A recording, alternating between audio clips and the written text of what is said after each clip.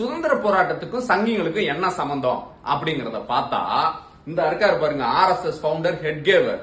இவரு 1930 மகாத்மா காந்தி வந்து உப்பு சத்தியாகிரகத்துக்கு அழைப்பு விடுத்தப்ப நம்மவா யாருமே இந்த போராட்டத்துக்கு போவே கூடாது, போனவங்க கூட யாரும் அண்ணன் தண்ணி புழங்க கூடாதுன்ற ரேஞ்சில பேசி இருக்கிறார்.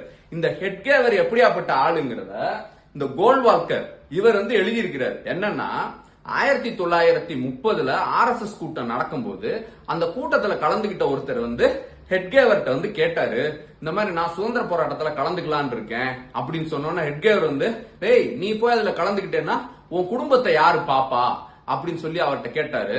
உடனே அவன் சொல்லியிருக்கான், 2 வருஷம் நான் ஜெயில இருந்தேன்னா அதை பாத்துக்கிற அளவுக்கு நான் பணத்தை வந்து என் குடும்பத்துக்கு வந்து கொடுத்துட்டு தான் வந்திருக்கிறேன்.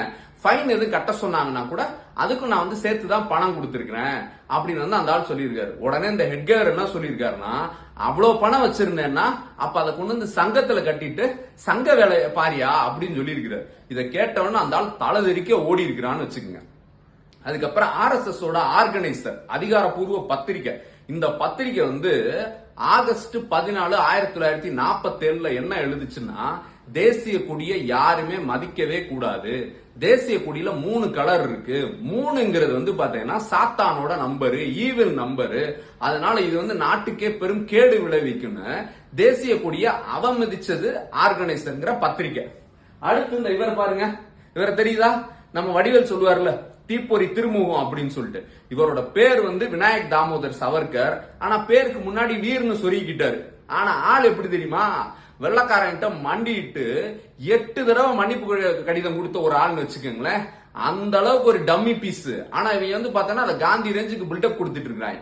அடுத்து யாரு அப்படின்னு பார்த்தா நாத்துராம் கோட்சே, மகாத்மா காந்தியை போட்டு தள்ளினவர். பாத்துக்கங்க, சுதந்திரத்துக்கு போராடினவரை சுட்டு கொலை செஞ்சவங்க.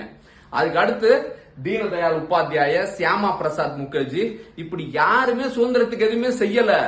அப்படி இவங்க எல்லாம் சுதந்திரத்துக்கு போராடி இருந்தாங்கன்னு வச்சுக்கோங்க, நரேந்திர மோடி அரசு அவங்களுக்கு எல்லாம் செலவு வச்சிருக்கோம். ஏன் காங்கிரஸ்ல இருந்து வந்த சர்தார் வல்லபாய் பட்டேலுக்கு செலவு வைக்கணும்? அப்ப சுதந்திரத்துக்கும் இவங்களுக்கும் எந்த சம்பந்தமுமே கிடையாதுன்னு வச்சுக்கோங்களேன். சுதந்திர காலத்து அந்த காலகட்டத்தில் இவங்க எல்லாம் எப்படி இருந்திருக்கிறாங்கன்னா இந்த மாதிரி தான் இருந்திருக்கிறாங்க, நம்ம கைப்புள்ள வடிவேல் மாதிரி. ஆனா இப்ப கொடுக்கிற பில்டப் வந்து பாத்தீங்கன்னு வச்சுங்களேன், இந்த ரேஞ்சில் கொடுத்துட்டு இருக்காங்க.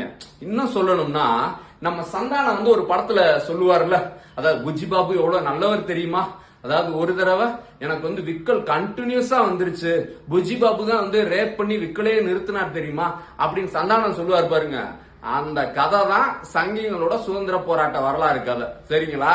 இவங்க எல்லாம் இதை பத்தி நம்ம ஏன் வீடியோ போடுறோம்னா, நாளைக்கே வந்து அண்ணாமலை வந்து, அண்ணா நரேந்திர மோடி வந்து சுதந்திரத்துக்காக எப்படி போராடினார் தெரியுமாண்ணா அப்படின்னு சொல்லி கதை அளப்பாரு. 1950 தான் ஆனா நரேந்திர மோடி பிறந்தார். சரி, இதனாலதான் இப்படி சொல்லுவான்றதுக்காக இந்த வீடியோ.